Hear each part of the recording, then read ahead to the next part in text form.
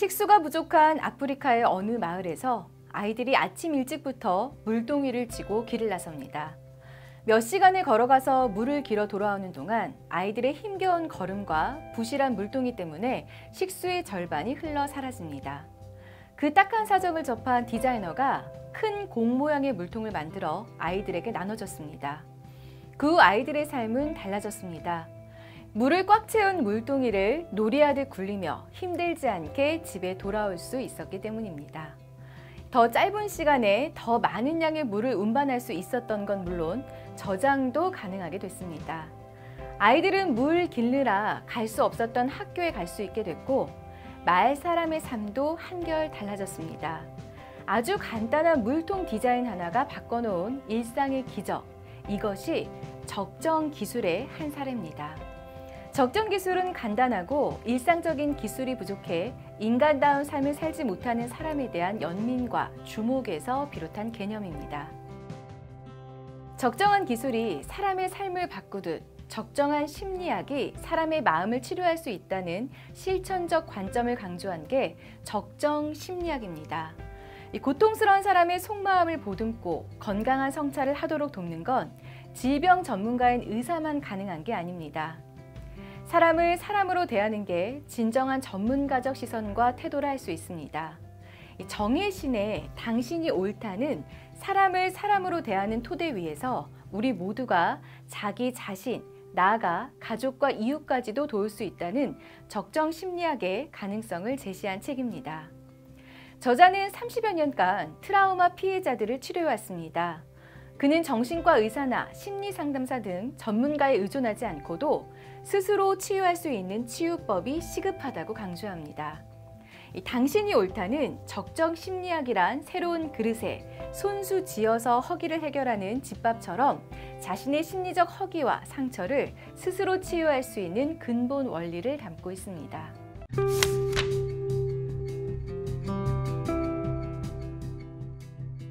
상처 입은 마음을 치유하는 힘 중 가장 강력하고 실용적인 힘은 공감입니다.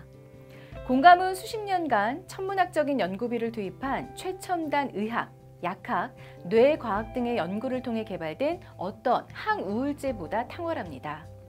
동시에 부작용이 전혀 없습니다. 항우울제 등의 약물이 극심한 갈증으로 고통받는 사람이 사는 마을에 살수차가 와서 물을 쏟아놓고 가는 것이라면 공감은 갈증으로 고통받는 사람에게 다가와 나뭇잎 띄운 물 한 잔을 직접 건네는 것이라고 할 수 있습니다.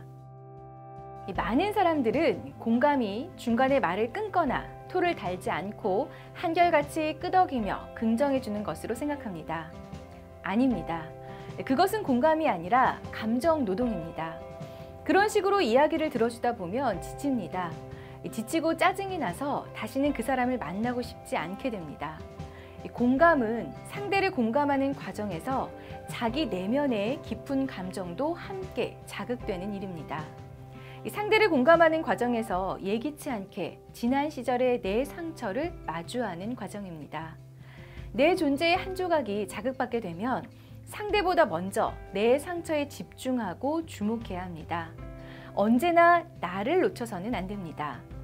언제나 내가 먼저라는 것, 그것이 공감의 중요한 성공 비결입니다. 공감하는 일은 응급실 당직 의사처럼 상대에게 의무적으로 해야 하는 일이 아닙니다. 의무가 되면 내가 먼저 지쳐버립니다. 누군가를 공감한다는 건 자신도 무겁고 복잡해지다가 마침내 둘 다 홀가분하고 자유로워지는 일입니다.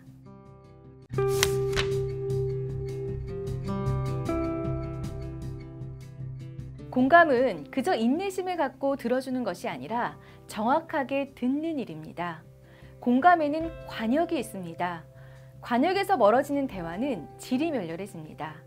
관역에 맞추지 않은 채 그냥 흘러가는 얘기는 아무리 많은 시간을 투자해서 들어줘도 상대에게 도움이 되지 않습니다. 관역을 정확하게 겨냥한 질문이나 시선은 존재 자체를 조금씩 흔들어 성찰하고 마음을 열게 만듭니다. 그것이 관역에 정확하게 닿은 공감적 대화의 힘입니다. 그렇다면 관역에서 벗어나지 않는 대화를 어떻게 이끌어갈 수 있을까요? 이야기하는 사람이 아닌 듣는 사람의 이야기를 관역에 맞추도록 바꿔주는 게 더 수월합니다. 이 상대방의 초점을 세상사에서 자신의 이야기로 돌려주면 됩니다. 그러면 낯설어도 자기를 만나게 되고 마음도 움직이게 됩니다. 이 공감은 좋은 말잔치나 칭찬의 말치레가 아닙니다. 이 상대에게 전하는 말의 내용 자체가 따뜻한지 아닌지가 핵심이 아닙니다. 오히려 그 말이 궁극적으로 어디를 향하고 있는지, 그 말이 어디에 내려앉는 말인지가 더 중요합니다. 아이에게 와, 성적이 그렇게 올랐구나, 참 잘했다 라는 식으로 오른 점수에 방점을 찍는 칭찬보다는 성적이 그렇게 많이 올랐구나, 네가 이번에 정말 노력을 많이 했나 보다, 참 애썼어 라는 말로 아이의 존재 자체에 집중하는 칭찬이 필요합니다. 외형적 성과나 성취 자체에 대한 과도한 방점은 사람에게 성과에 대한 불안과 강박을 가져옵니다. 그러나 존재 자체에 대한 집중은 안정과 평화를 줍니다. 사람의 속마음은 무의식적 욕구나 욕망뿐만이 아니라 상처의 기억들이 빼곡하게 모여있는 캄캄한 곳입니다. 더구나 속마음은 그걸 보호하는 방호벽으로 둘러싸여 있습니다. 그 벽은 속마음을 보호하는 역할도 하지만 과도한 방어는 오래된 상처들을 가둬 곪게 만들기도 합니다. 존재 자체를 건드는 일은 높고 거대한 벽에서 상처의 원형이 위치한 속마음으로 들어가는 문을 찾는 일이라 할 수 있습니다. 이 문을 찾은 후에 문고리를 찾아 돌리는 것이 공감입니다.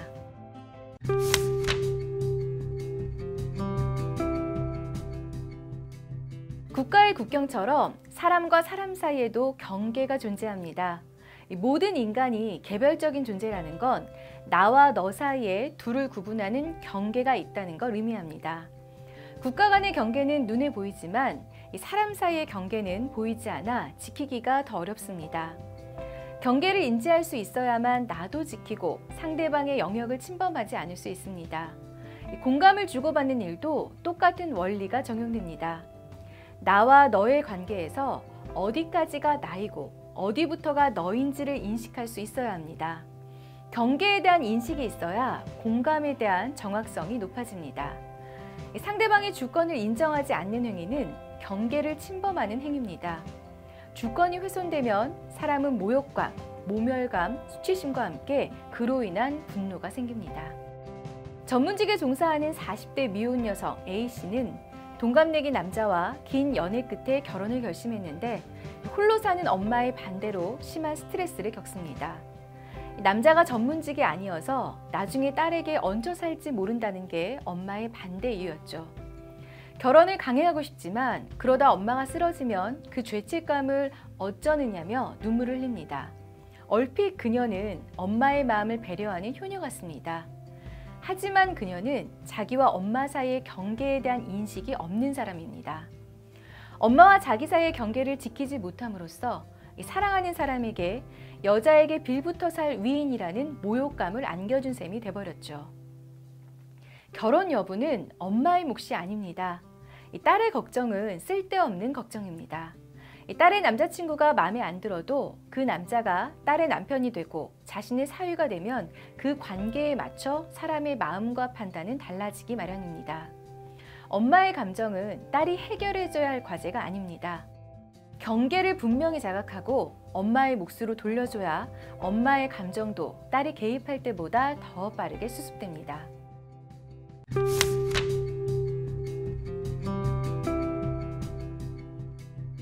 자기 경계를 허물면서 상대방의 도구가 기꺼이 되어주는 사람의 희망과 기대는 번번이 좌절될 수밖에 없습니다.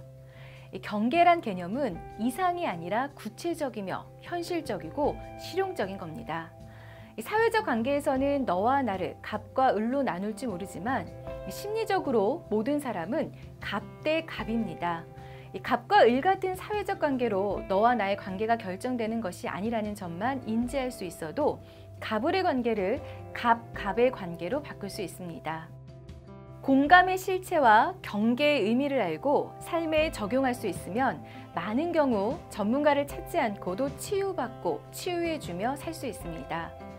경계를 품은 공감, 그 입체적 공감이 적정 심리학의 핵심입니다. 공감의 위력은 어떤 힘보다 강합니다. 이것은 부유하든 가난하든 강자든 약자든 많이 배웠든 못 배웠든 노인이든 아이든 누구에게나 적용됩니다. 공감과 경계의 의미를 제대로 알아 실천한다면 종이로 접은 새가 비둘기가 돼 날아가는 마술을 마음에서 경험하게 될 겁니다.